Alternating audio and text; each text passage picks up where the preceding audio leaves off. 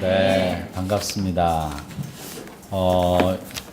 주님의 새 교회, 이름도 너무 멋지고 좋은 교회예요. 새로운 거 굉장히 좋은데, 특히 오늘날 정말 하나님의 은혜가 필요하고, 도우심이 절박히 필요한 이 시대에 하나님의 뜻에 맞게 새롭게 자신을 변화시키겠다는 거룩한 뜻이 이름 속에 들어있는 데다가, 우리가 새롭게 되고자 하는 것은 주님 뜻대로, 주님이 원하시는 주님의 그 교회를 지향하겠다 하는 말씀이 이름 속에 다 들어있는 것 같아서 저는 이 교회 이름이 너무너무 좋아요. 우리 교회 이름도 이렇게 바꿔볼까 생각합니다.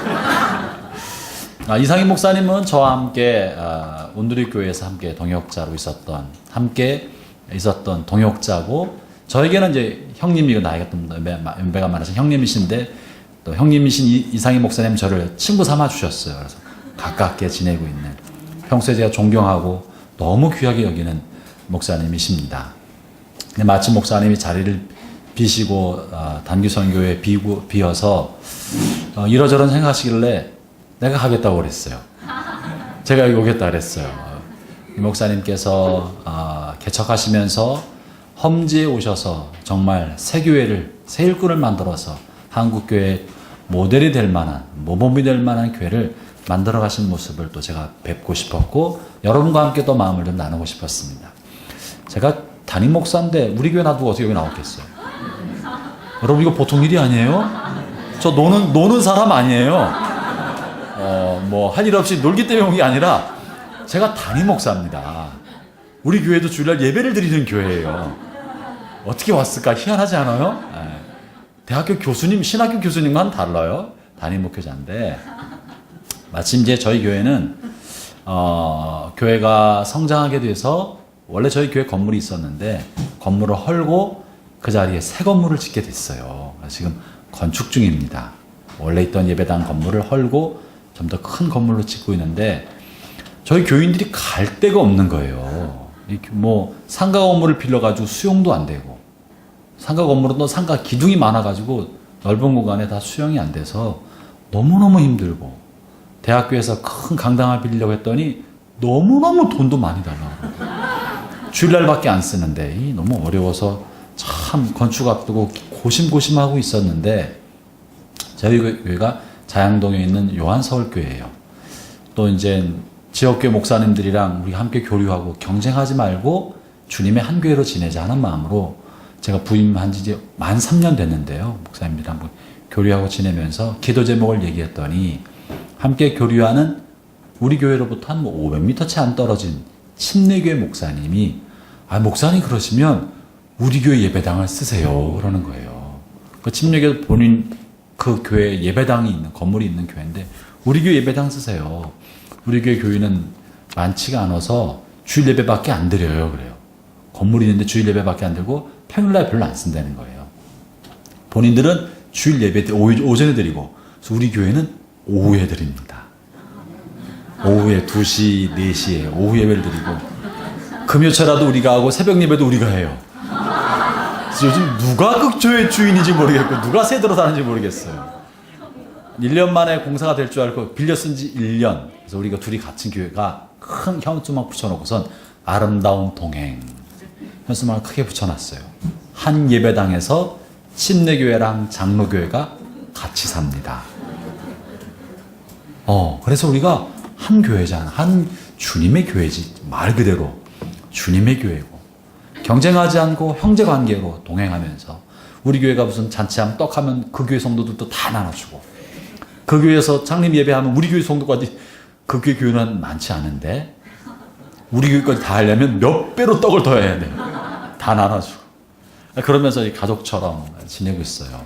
앞으로 1년 지났는데 1년을 더 지내야 됩니다.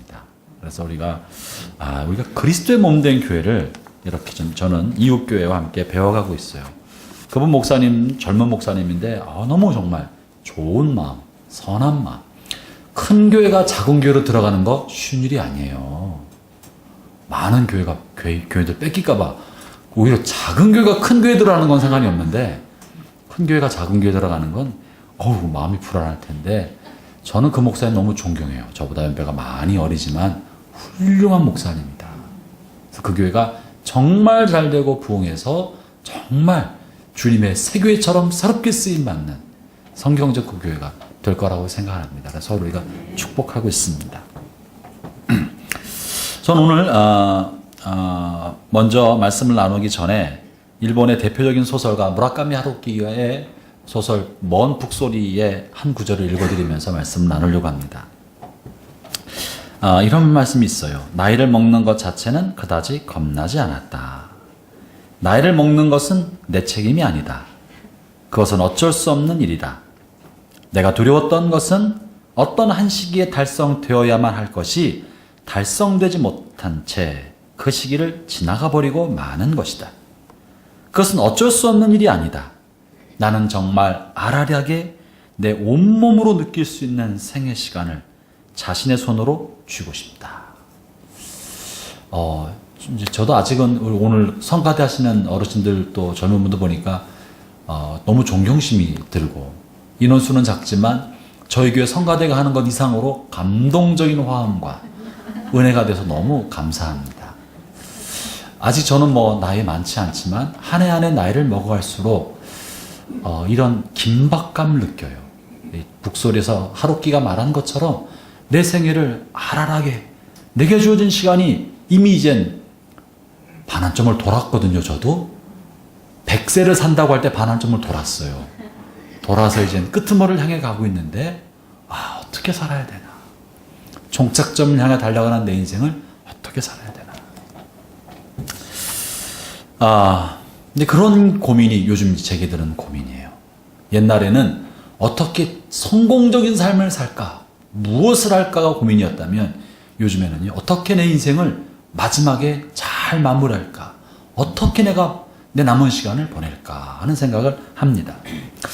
얼마 전에 읽었던 책의 한 책 중에 미국의 복음주의 목사님이시면서 탁월한 신학자고 저술가인 존 파이퍼 목사님이 쓰신 삶을 낭비하지 말라는 책이 있는데, 그 책을 보면서 제가 감동받은 한 구절을 소개시켜 드리려고 합니다.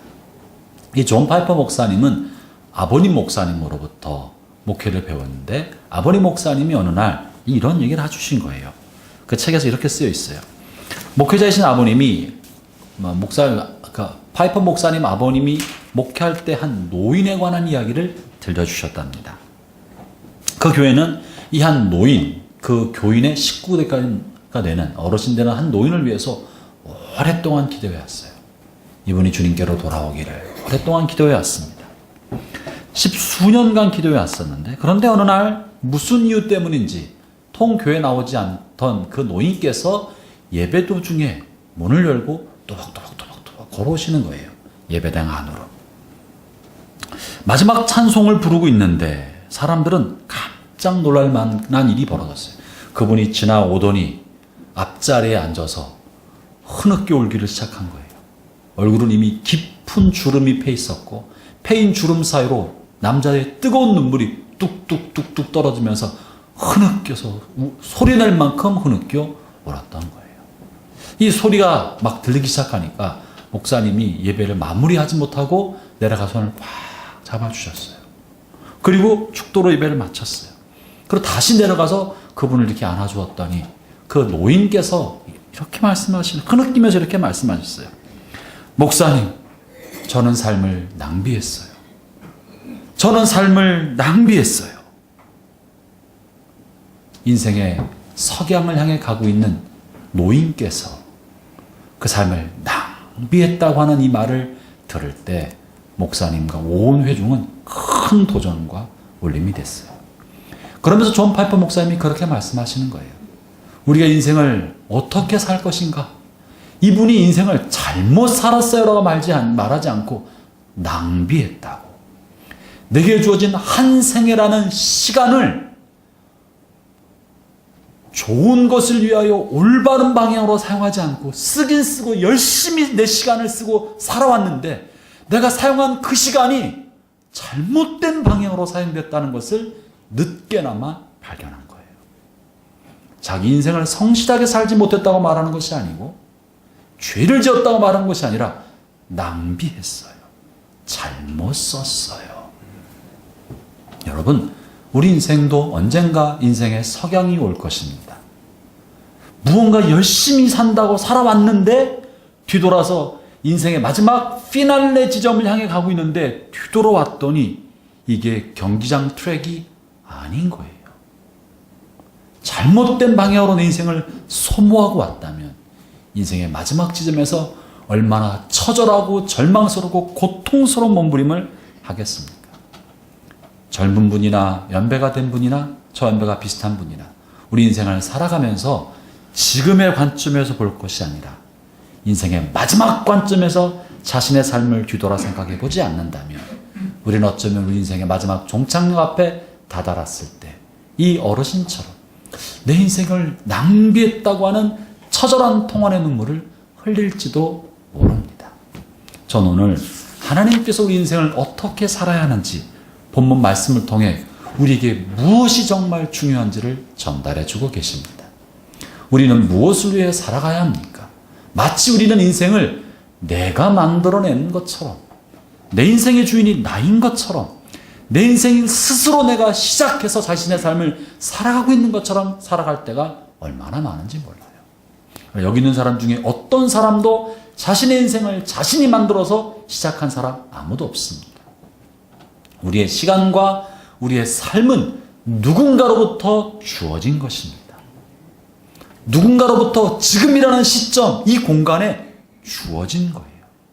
우리가 주어진 삶이라면 우리에게 시간과 인생을 주신 분의 의도와 뜻이 있는데 이 의도와 뜻을 발견하지 못하고 다른 길을 열심히 달려가고 있다면 인생의 마지막 종착점에 서게 되었을 때 나를 보내시고 나를 지으신 그분을 생각할 그 시간쯤 되었을 때 어쩌면 우리는 이 노인처럼 통안의 눈물을 흘릴지 모릅니다. 그러므로 우리가 우리의 삶을 어떻게 살아야 되는지를 점검하려면 내가 원하는 것을 했나 안 했나를 생각해 보기 전에 나를 지으신 분의 뜻이 무엇인가, 그분이 나를 향해 갖고 있는 계획이 무엇인가를 점검하지 않는다면 마지막 그분 창조주 심판자 그분 앞에 서기 전에 우리는 두려움과 떨림 속에서 그날을 맞이하게 될지도 모르는 것입니다. 그럼 오늘 미가서의 이 말씀은요, 오고는 모든 세대와 하나님의 사람들에게, 모든 인간들에게 주께서 던져주시는 진리의 말씀이고 삶의 편대와 기준, 나침판이 되는 말씀인 것입니다. 다시 한번 본문의 말씀을 읽어볼까요? 본문 중에 먼저 6절과 7절을 같이 읽어봅시다. 네, 시작. 내가 무엇을 가지고 여호와 앞에 나아가며 높으신 하나님께 경배할까?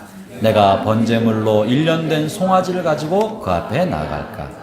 여호와께서 천천의 수양이나 만물의 기름을 기뻐하실까? 내 허물을 위하여 내 맏아들을, 내 영혼의 죄로 말미암아 내 몸의 열매를 드릴까?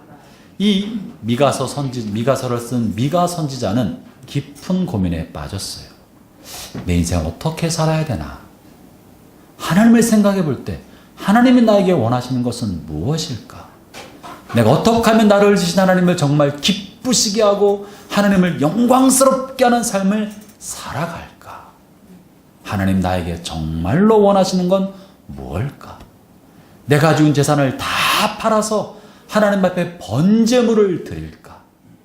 천천의 강수 같은 수양의 기름과 양의 피로 하나님 앞에 제사를 드릴까? 속죄제를 드릴까? 무엇을 하면 좋을까? 나에게서 가장 소중한 내 맏아들이라도 하나님 앞에 속죄제물로 드리면 하나님이 기뻐하실까? 이 고백은요, 인간이 할 수 있는 최고의 헌신의 고백이에요. 전 재산을 다 팔아서 천천의 만만의 강물 같은 양의 기름을 드릴까? 내 맏아들을 희생제물을 드려서라도 내 죄를 속할까? 그런데 그 다음 구절에 뭐라 말하고 있어요? 8절 읽어보겠습니다. 시작. 사람아, 주께서 선한 것이 무엇임을 내게 보이셨나니 여호와께서 내게 구하시는 것은 오직 정의를 행하며 인자를 사랑하며 겸손하게 내 하나님과 함께하는 것이 아니냐. 깊은 고민을 하면서 하나님께서 그 안에 깨달음을 주신 거예요.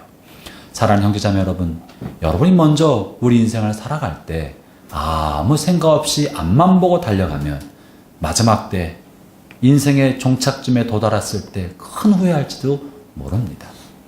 우리 인생은 한 번밖에 없기 때문에 한 두어 번 있다면 한 번은 내 마음대로 실컷 살아보고 두 번째 잘 살아보면 얼마나 좋겠어요. 그죠? 한 번쯤은 그냥 막 잔뜩 술도 한번 그냥 잔뜩 먹어보고 온갖 나쁜 것도 다 해보고 아 진짜 나쁜지 깨달은 다음에 그 다음에 이제 제대로 살아보면 딱 좋을 것 같아. 근데 우리가 한 번밖에 없고 청춘의 때 20대 30대 불꽃 같은 시기 꽃 같은 나이는 지나가면 다시 오지 않고 머리에 흰머리가 나기 시작하면 흰머리가 다시 검은 머리가 되지 않아요. 패인 주름은 다시 펴지지 않기 때문에 두 번 살 수 없으니까 똑바로 살아야 된다고요.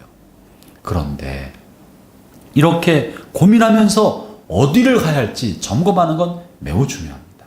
형제자매 여러분, 저는 여러분들이 여러분의 신앙에도 고민이 있기를 바랍니다. 하나님의 뜻이 무엇일까? 정말로 나에게 원하는 건 무엇일까? 고민하는 신앙은 맹목적 신앙보다 훌륭합니다. 맹목적 신앙은 아무 생각 없이 시키는 대로 하는 거예요. 목사님들이 시키는 대로 하는 건 좋은 신앙인처럼 보이지만 순종하는 신앙과 맹목적 신앙은 굉장히 비슷해 보이지만 끝에서 끝입니다. 맹목적 신앙은 시키는 대로만 해요. 그러면 시키는 사람이 없으면 길을 잃어버려요. 혼자서는 아무것도 못해요. 그건 건강한 신앙이 아닙니다. 그럼 순종하는 신앙은 뭡니까? 순종하는 것은 목사님이 말씀하시던 장로님이 말씀하시던 어느 책에서 봤던 간에 정말 그 말씀이 하나님의 뜻에 맞나 하나님의 말씀을 근거로 다시 말씀을 새겨보는 거예요. 비판하거나 부인하는 게 아닙니다. 귀하게 목사님의 말씀과 어르신들의 신앙의 선배 이야기를 마음에 담아두지만 무조건 따라가는 것이 아니라 정말 그러한가 점검해보고 그것이 말씀의 바탕 위에 틀림없다면 전심으로 순종하고 말씀의 바탕 위에 조금 맞지 않는다고 생각하면 적당히 순종하고 거역하는 게 아니에요. 전심을 들이지 않고 말씀이랑 조금 다르니까 적당히 순종하고 그러나 말씀에 맞다면 전심을 다해 순종하는 거예요. 정말 하나님이 그러한가를 점검하며 살아가는 것이고 내 삶도 반듯하게 걸어가는 게 순종하는 신앙입니다. 그러면 이렇게 하나님께서 우리에게 원하시는 게 무엇일까? 본문을 통해 몇 가지 한번 점검하고 싶은 것입니다.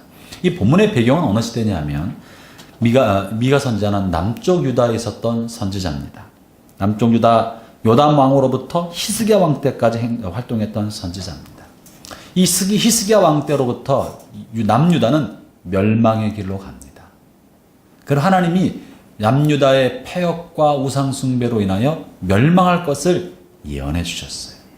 미가서에도 이 남유다의 심판과 북이스라엘에 관한 심판의 기록들이 기록되어 있습니다. 다시 말하면 미가 선지자는 조국의 패망을 환상과 계시를 통해 보고 있는 사람이에요. 조국이 우상숭배와 부도덕한 악으로 말미암아 하나님의 심판의 날이 척척척 다가오고 있다는 것을 하나님의 계시로 말미암아 아는 사람들이에요. 우리나라가 잘못 가고 있다. 문제가 심각하다. 멸망을 향해 가고 있구나. 그러면 멸망을 향해 가고 있는 그 나라와 그 백성들을 세우기 위해서 어떻게 할지를 몸부림치면서 고민하고 있는 사람이에요. 뭔가 잘못됐구나 하는 걸 발견한 사람인 거예요. 그럴 때 어떻게 하면 하나님의 마음을 기쁘시게 드릴까? 재물을 많이 드릴까? 기도를 많이 할까? 헌신을 많이 할까? 헌금을 많이 할까? 뭘 할까? 왜 고민이 안 되겠습니까? 그 고민 속에서 오늘 말씀을 신앙 고백처럼 하나님의 받은 말씀을 전하고 있는 거예요. 그러면서 하나님께서 미가에게 말씀하신 첫 번째 사실은 오직 하나님이 우리에게 원하시는 것은 정의롭게 살라는 것입니다. 사랑하는 형제 자매 여러분, 복음주의자인 우리가 하나님의 정의를 말하면 마음이 좀 불편해요. 이거 인본주의와 사회적 용어가 아닌가. 성경에 있는 말이에요. 사람아, 주께서 선한 것이 무엇임을 내게 보이셨나니 여호와께서 멸망을 앞둔 심판받을 너에게 구하시는 첫 번째는 오직 정의를 행하며. 여러분 아멘 한번 해보시죠. 아멘. 정의롭게 살아야 합니다. 정직하게 살아야 합니다. 이것이 하나님께서 우리에게 구하시는 첫 번째라는 거예요. 율법대로 기도 많이 하고 이렇게 표현되어 있지 않고 정의롭고 정직하게 살라는 거예요. 형제자매 여러분, 여러분의 삶의 자리가 어떠하든지 간에 좋은 목적 때문이라고 수단과 방법을 정당화시키지 않기를 바랍니다. 하나님 앞에서 정직한 것, 그것이 하나님 우리에게 구하시는 첫 번째입니다. 좋은 목적이 선교적인 목적이라고, 교회를 위한 목적이라고, 헌금을 많이 하고 교회에 필요한 재정을 공급하기 위해서라고 하는 명목을 가지고 회사를 운영하면서 탈세하고 이중장부를 쓰고 돈을 빼돌리고 있다면 악인 거예요. 악한 거예요. 아무리 선하고 좋은 목적이라 할지라도 그 선한 목적을 위하여 부정한 방법이 동원된다면 하나님이 불의를 저지르는 분이십니까? 하나님이 악한 분이십니까? 그저 하나님의 목적이라고 한 말만 붙이면 온갖 악이 동원돼도 괜찮을 만한 그런 악한 분이십니까? 선한 목적을 위하여 악한 방법이 동원되고 있다면 우리는 하나님을 악한 하나님으로 만드는 셈이 되는 것입니다. 선한 목적이 진짜 선한 목적으로 쓰임 받으려면 그 목적을 이루기 위한 어떤 방법과 수단도 정의롭고 정직하고 온전한 것이 되어야 합니다. 그러므로 우리의 삶의 자리가 어떠하든지 정직하고 정의로운 삶을 살아가는 것이 하나님의 첫 번째 뜻인 것입니다. 바울이 인생의 말년에 교인들을 향하여 빌립보서에서 감옥에 있을 때 이렇게 글을 보낸 적이 있어요. 빌립보서 4장 8절에 이렇게 말합니다. 여러분 들어보시면 되겠습니다. 끝으로 형제들아 무엇이든지 참되며 무엇이든지 경건하며 무엇이든지 옳으며 무엇이든지 정결하며 무엇이든지 사랑받을 만하며 무엇이든지 칭찬받을 만하며 무슨 덕이 있든지 무슨 기름이 있든지 이것을 생각하라. 마지막에 권면하면서 한 첫 번째 말이 무엇이든지 경건하고 옳고 옳은 길을 가라고 말해주고 있다는 사실입니다.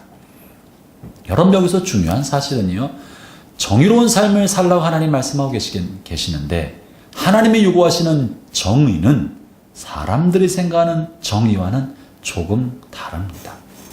구약에서 보여주는 정의는 옳고 그름에 대한 심판자가 되어서 악인을 심판하고 의인을 칭찬하고 축복하는 것이 정의였다면 신약에서 보여주는 예수 그리스도를 통해 나타난 정의는 조금 달라집니다.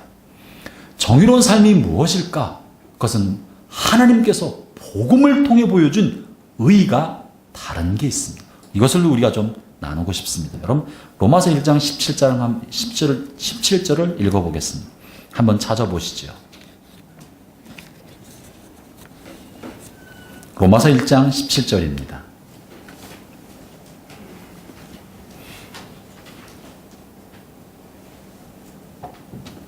함께 읽겠습니다. 시작. 복음에는 하나님의 의가 나타나서 믿음으로 믿음에 이르게 하나니 기록된 바 오직 의인은 믿음으로 말미암아 살리라 함과 같으니라. 복음에는 하나님의 의가 나타났다고 말하고 있는데 복음에 나타난 하나님의 의는 뭡니까? 복음에 나타난 하나님의 의는 심판자의 의가 아니었습니다. 우리는 흔히 정의를 생각하면 악인을 심판하는 것을 정의라고 생각해요. 이 사회에 있는 부패를 척결하고 과거를 청산하고 적폐를 일소시키고 악인을 심판하여 단죄하여 그에 마땅한 형벌을 받게 만드는 것을 정의를 세운다라고 말을 합니다. 그건 사회적 용어예요.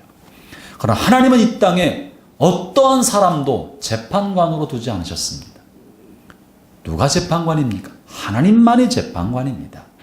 하나님만이 심판자입니다. 그리고 모든 사람은 다 죄인입니다. 동의하십니까? 우리가 다 죄인이에요. 죄인이 되어서 죄인을 어떻게 심판할 수 있겠습니까? 다른 사람을 심판하고자 한다면 네 눈에 있는 들보를 먼저 빼고 다른 사람의 티끌을 빼려고 해주라는 거예요. 우리는 다 한 분 심판자이신 하나님 이외에는 다 죄인인 거예요. 복음에 나타난 하나님의 의는 뭔가? 복음에 있는 하나님의 의는 예수님이, 죄 없으신 예수님께서 죄 많은 사람들을 위하여 대신 죽으시는 것이 복음에 나타난 하나님의 의입니다.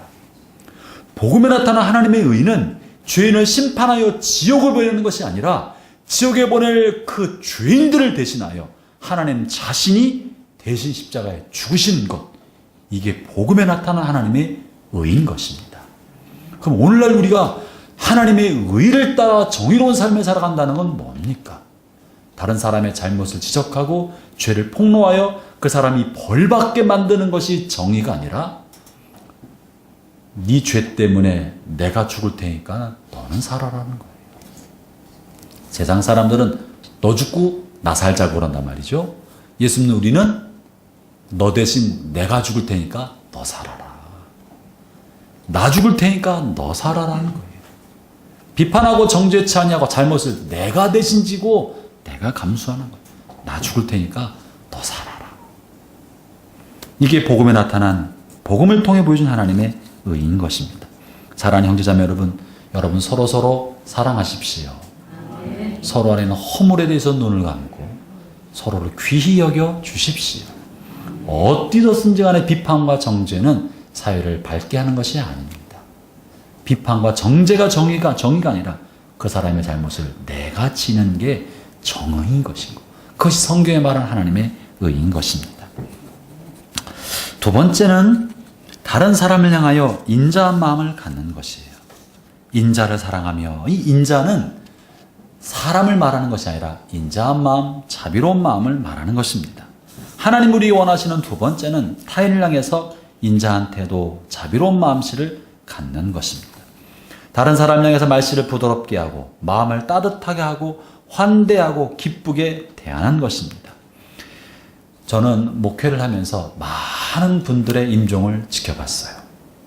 또 말기 암 환자 호스피스 사역을 하면서 많은 말기 암 환자들을 또 하나님 앞에 환송하는 일도 했고 많은 분들을 뵀습니다. 제가 만난 많은 임종을 앞둔 분들과 대화를 나누고 때로는 그리스도를 알지 못하는 분들을 예수님 영접시키면서 그 시간들을 보낼 때 여러분 단 한 분도 인생의 마지막 피니시 라인에 서신 분 중에 내가 지금까지 돈을 적게 버는 것을 후회하면서 돌아가신 분은 한 번도 못 봤어요. 돈을 좀 더 벌걸, 땅을 더 살걸, 그때 내가 그 강남 그 청담도 그 땅을 샀어야 되는데 이러고 돌아가신 분 한 명도 못 봤어요. 정말로 못 봤어요. 내가 공부를 좀 더 할걸, 그때 내가 공부를 좀 더 해서 학위를 따놓고 이러고 돌아가신 분도 한 명도 못 봤어요. 대부분의 사람들은요, 형제관계에서 틀어진 것에 대해서 화해하지 못하고 돌아가신 것을 아쉽게 생각하고 계세요. 자녀들의 마음에 한을 맺히게 지내왔던 것을 후회하고 계셨어요. 대부분의 사람들은 가까운 친구와 등지고 살았던 것에 대해서 후회하고 계셨어요. 인생의 말년에 우리를 후회하게 만드는 것은 돈도 아니고 명예도 아니고 아무것도 아니고 다른 사람을 향하여 용서하지 못하고 지나왔던 거, 더 사랑하지 못했던 거, 내가 무언가 내 명예를 위해서 뭔가 이루겠다고 열심히 살면서 사랑하는 아내와 남편과 자녀와 더 많은 시간을 가져주지 못한 거, 이것을 후회하고 인생의 마지막을 보내는 분들이 대부분입니다. 뭐가 진실입니까? 인생의 종착점에 섰을 때 뒤돌아보면서 발견하는 게 진실인 거예요. 그 속에 하나님의 마음이 들어있는 거예요. 사랑하는 형제자매 여러분, 사람을 사랑하고 자비롭게 대하고 다른 사람과 시간을 보내는 것, 이것이 하나님께서 우리에게 주신 하나님의 뜻입니다. 무슨 일이 있어도 서로 간에 원수 같지 않기를 축원합니다. 교인들 사이에서뿐만 아니라 여러분의 삶의 어떤 자리에서든지 아무리 여러분에게 악을 행한 사람이라도 원수 맺지 않기를 바랍니다. 그 원수 맺은 것이 인생의 마지막 때 큰 아픔이 되는 것이고 우리 자신을 후회하게 만드는 것이 되는 것입니다. 서로 사랑하십시오. 서로 귀히 여기십시오. 친절하고 따뜻한 말씨, 부드러운 말씀으로 서로를 대해 주십시오. 우리가 남길 진짜 재산은 통장 잔고도 아니고 아파트 평수도 아니고 다른 사람들 마음속에 여러분에 대해 새겨진 따뜻한 인상. 아, 저 집사님, 저 권사님, 저 장로님 너무너무 고마운 분이다. 그래, 나에게 이렇게 해주셨는데. 다른 사람 마음속에 새겨진 여러분의 이미지와 인상이 여러분이 세상에 남기는 진짜 유산입니다.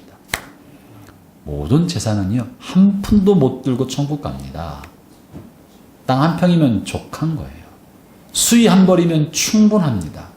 그러나 우리가 남기는 재산은 사람들, 타인의 마음속에 여러분에 관한 이미지와 인상이 진짜 재산입니다. 저는 주님의 세교 성도들은 이런 면에서 진짜 재산이 풍성한 분이신 줄로 믿습니다. 옆에 있는 분들 보고 한번 인사해 봅시다. 사랑합니다. 잘 삽시다. 은행에 잔고는 별로 없어도 다른 사람 마음속에 선한 사람으로 다른 사람에 베푼 사랑의 흔적이 많다면 진짜 부자입니다. 그리고 그 진짜 부자는 주님 나라에 가보면 압니다. 가보면 알아요. 여러분 제 일을 허투루 듣지 마세요. 여러분 천국 가셨을 때 통장에 아무리 많은 돈 한 푼도 못 가져가지만 이 돈 다 털어서 다른 사람에게 밥 사주고 돈 대주고 용돈 주고 따뜻하게 준 거, 그게 천국에 억만배로 쌓이게 되는 거예요. 그게 진짜 재산인 거예요. 세 번째는 뭔가? 세 번째는 겸손히 하나님과 함께 동행하는 것입니다.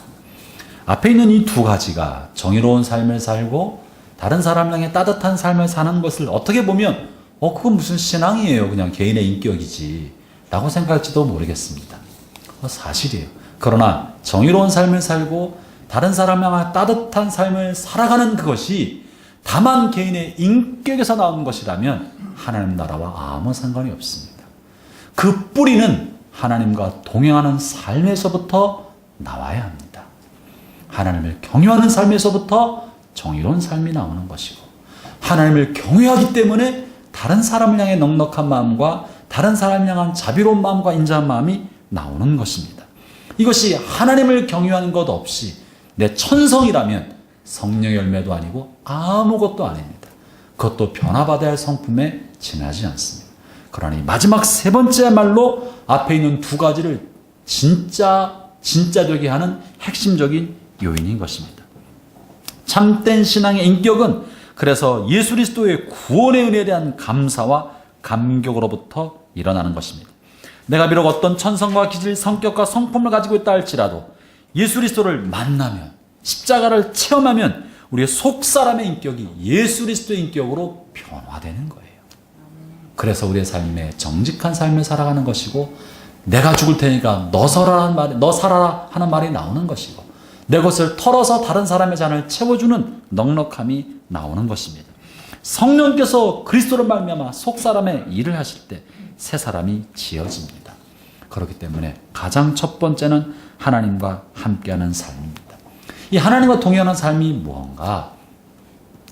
잠깐 한 구절 성경을 좀 보려고 합니다. 여러분, 창세기에 보면 많은 믿음의 선배들이 있지만 그저 이름만 지나간 사람이 많은데 하나님이 정말 가슴 깊게 남아서 그 사람에 관해서 언급한 믿음의 위대한 선조가 두 사람이 나옵니다. 창세기 아브라함 이전에 살았던 사람 중에 하나님께서 성경에 특별히 명시하고 귀히 여기는 두 사람. 그 중에 한 사람이 누구죠? 하나님과 365년을 함께 살았던 에녹입니다. 에녹에 관해서 창세기 5장을 한번 봅시다. 그리고 또 한 사람은 노아입니다. 이 두 사람만 하나님께서 귀히 여겼던 사람으로 남아있습니다. 이 사람들이 갖고 있었던 신앙의 위대한 특징이 뭔가? 이것은 하나님께서 오고 오는 모든 믿음의 사람들에게 요구하는 핵심적인 믿음의 실체일 거예요. 창세기 5장 22절부터 24절에 에녹의 삶에 관해 언급합니다. 그 전까지 어떤 사람도 누가 누구를 낳고 몇 년 살다 죽었다는 기록만 나와요. 족보로 나와 있는데 오직 에녹에 대해서만 이렇게 표현합니다. 22절부터 24절을 같이 읽어보겠습니다. 시작. 무드셀레를 낳은 후 300년을 하나님과 동행하며 자녀들을 낳았으며 그는 365세를 살았더라. 에녹이 하나님과 동행하더니 하나님이 그를 데려가심으로 세상에 있지 아니하였더라. 에녹에 관한 구절 전체입니다. 여기에서 에녹에 관해 이야기하면서 성경이 의도적으로 언급하고 있는 핵심적인 단어가 있어요. 2번 반복합니다. 중요하기 때문에 반복한 거예요. 그게 뭐죠? 하나님과 동행하였더니. 365세를 살았던 에녹의 삶의 핵심적인 특징은 하나님과 동행했다는 거예요. 아무것도 없어요. 무슨 위대한 일을 했다는 기록이 없어요. 4장에 보면 어떤 사람은 뭐 음악의 조상이 되고 어떤 사람은 목축하는 사람의 조상이 되고 어떤 사람은 성을 쌓고 이런 가인의 후손의 자손 기록은 나와 있지만 셈의 후의 기록에 관해서는 아무런 기록이 없는데 에녹에 대해서 하나님과 동행했다. 노아를 봅시다. 6장 9절입니다.